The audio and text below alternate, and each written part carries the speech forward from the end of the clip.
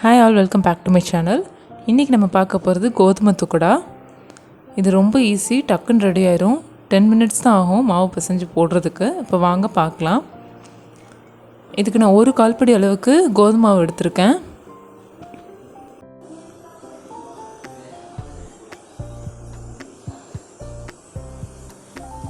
அதில் கொஞ்சமாக மிளகாய் தூள் உங்கள் காற்றுக்கு ஏற்ற மாதிரி ஆட் பண்ணிக்கோங்க, ரொம்ப ஆட் பண்ண வேண்டாம். உப்பு கொஞ்சம், பெருங்காயப்பொடி கொஞ்சம். பெருங்காயத்தூள் ஆட் பண்ணதுக்கப்புறமா 2 டேபிள் ஸ்பூன் அளவுக்கு எண்ணெயை நல்லா சூடு பண்ணி ஊற்றிக்கோங்க. இதுதான் முக்கியமான இது இந்த துக்கடாக்கு. இப்படி ஆட் பண்ணுறதுனால நல்லா துக்கடா மொறு மொறுன்னு வரும். இப்போ இதை ஆட் பண்ணிட்டு நம்ம மாவு பிசைகிற மாதிரி பிசைஞ்சிடலாம். மாவு ரொம்பவும் தண்ணியாகிடக்கூடாது, கரெக்டாக பிசைஞ்சுக்கோங்க, சப்பாத்தி மாவு மாதிரி.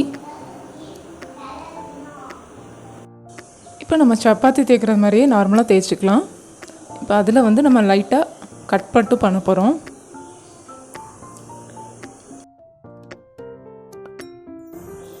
இருக்கிற மாவு எல்லாத்தையுமே இந்த மாதிரி சப்பாத்தி மாதிரி தேய்ச்சி எடுத்துக்கோங்க. இது எல்லாத்தையுமே இந்த மாதிரி டைமண்ட் ஷேப்பில் கட் பண்ணிக்கோங்க. நீங்கள் இந்த மாதிரி மொத்தமாக கட் பண்ணி வச்சுக்கிட்டா பொரிச்சு எடுக்கிறதுக்கு ஈஸியாக இருக்கும். இப்போ எண்ணெய் காஞ்சிடுச்சு, இப்போ நம்ம பொரிச்சு எடுத்துடலாம்.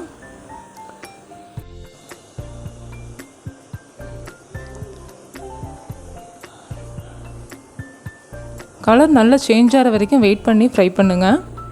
கொஞ்சம் கொஞ்சமாக கலர் சேஞ்ச் ஆகிடும். நல்லா திருப்பி போட்டு 2 பக்கமும் ஃப்ரை ஆகிற மாதிரி பார்த்துக்கோங்க.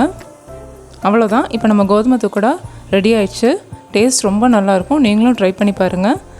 இந்த வீடியோ பிடிச்சிருந்தால் லைக் பண்ணுங்கள். தேங்க்ஸ் ஃபார் வாட்சிங்.